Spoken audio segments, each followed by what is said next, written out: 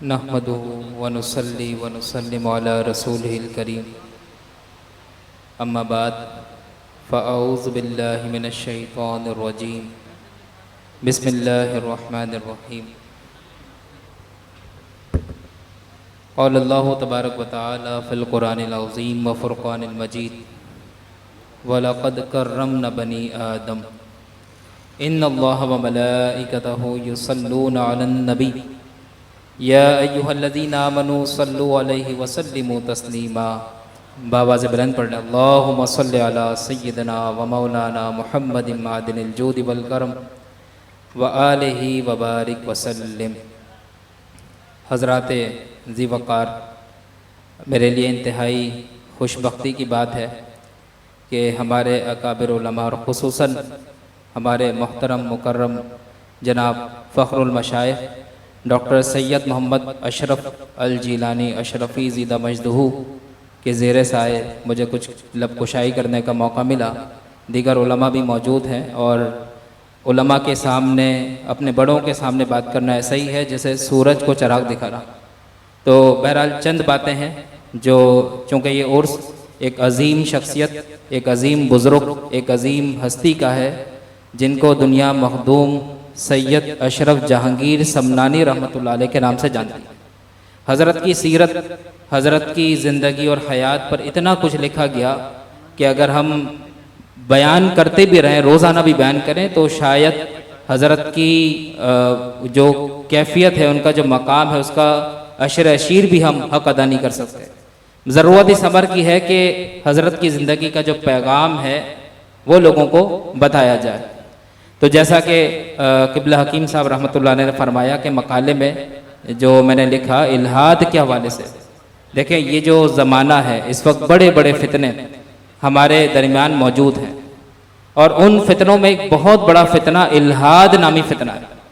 हम ये समझते हैं कि इल्हाद का मतलब ये है कि खुदा का इनकार कर दिया जाए या मज़हब की ज़रूरत का इनकार कर दिया जाए। सिर्फ इल्हाद इस बात का नाम नहीं है, बल्कि इल्हाद इस बात का भी नाम है कि लोगों को ऐसे फितने में, ऐसी इब्तिला में मुब्तला कर दिया जाए कि वो दीन से इतना दूर हो जाएं कि उनकी नस्लें भी दीन की हैसियत को कुछ भी ना समझें। ये इल्हाद का असल मतमय नज़र है, इल्हाद का असल विजन है। तो हमारे बुजुर्गान दीन ने शुरू से ही इल्हाद के ख़िलाफ़ जंग की और तहरीरी तौर पर, तकरीरी तौर पर इल्हाद का मुकाबला किया। तो उन्हीं शख्सियात में बर्रे सग़ीर पाको हिंद में हज़रत मखदूम समनानी रहमतुल्लाह अलैह की शख्सियत आफताब पर, एक आसमान पर आफताब बनकर उभर रही है और चमक रही है और अल्हम्दुलिल्लाह क़यामत तक चमकती रहेगी।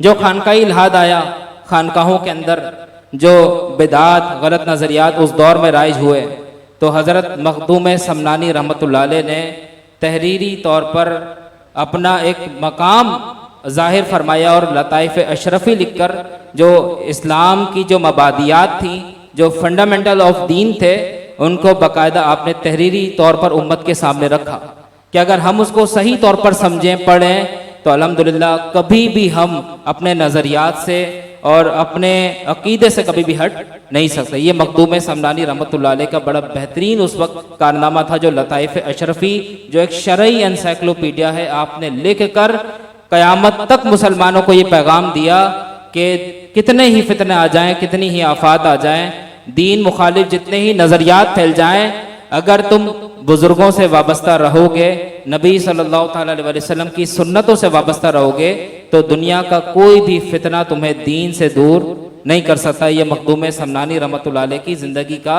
एक पैगाम है। और इल्म से आपको इस कदर मोहब्बत ही, देखें असल चीज़ तो इल्म है।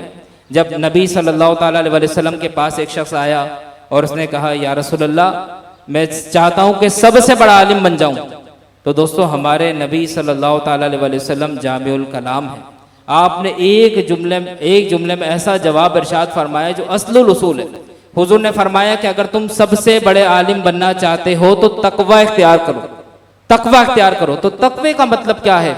तकवे की बहुत सारी तारीफात की गई, लेकिन एक बड़ा खूबसूरत कौल मिलता है कि तकवे का मतलब ये है कि तेरा रब तुझे उस जगह ना पाए जहां उसने तुझे जाने से रोका, और तेरा रब तुझे हर उस मकाम पर मौजूद पाए जहाँ उसे जाने का हुक्म दिया। तो अल्लाह ने हुक्म दिया कि उलमा की बारगाह में बैठा जाए, अहले इल्म से पूछा जाए, मसाजिद को आबाद किया जाए, नमाजें पढ़ी जाएं, अल्लाह का जिक्र किया जाए।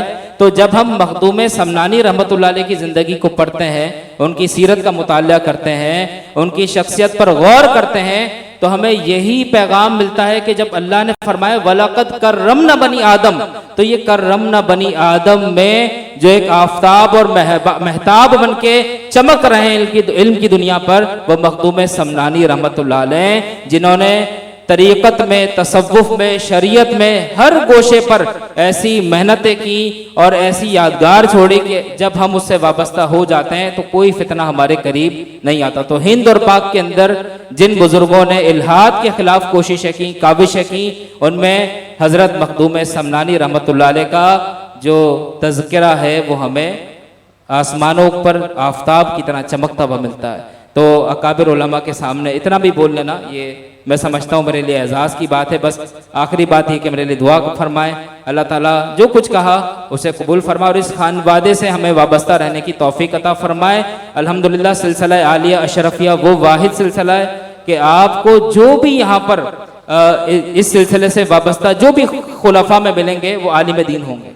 ये बड़ी पक्की और पुख्ता बात है। इसीलिए अल्हम्दुलिल्लाह आज तक खानवादा अशरफिया में हमें बड़े बाअमल उलमा नज़र आते हैं। और बचपन से मेरा यहाँ पर आना जाना है, तो शुरू से मैंने देखा कि ये जो हज़रात हैं माशाल्लाह, इनका अमल और तक़वा मिसाली है और हम सब को उनको फॉलो करना चाहिए। अल्लाह ताला हमें अमल करने की तौफीक अता फरमाए।